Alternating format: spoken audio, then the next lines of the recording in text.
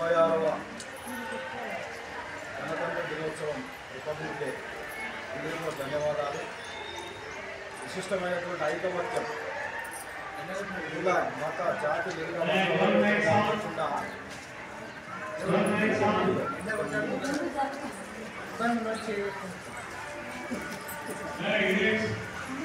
కుల మత జాతి లింగ వయోభేదాలు లేకుండా భిన్నత్వంలో ఏకత్వంలాగా కలిసి ఉండాలన్నటువంటి విశిష్టమైనటువంటి ఆశకు హిమాచలం అన్నమాట.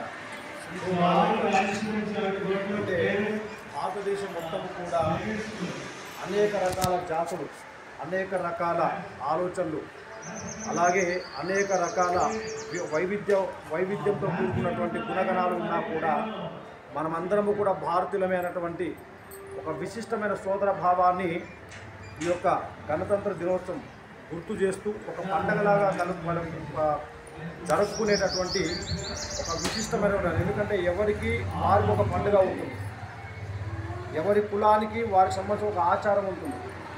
కానీ ఈ యొక్క గణతంత్ర దినోత్సవం అనేది ఏ కులమైనా కూడా, ఏ వర్గమైనా కూడా, ఏ మతమైనా కూడా మేమందరం కూడా భారతీయులమే, మేమందరం కూడా ఒకే సంతానం, మేమందరం కూడా ఒక వైవిధ్యభరితమైనటువంటి ఒక విశిష్టమైనటువంటి ప్రపంచానికి ఒక ఆది గురువు అయినటువంటి భారతీయ సనాతన ధర్మంలో ఉన్నటువంటి మేమందరం ఒక సంతానమైనటువంటి భావాన్ని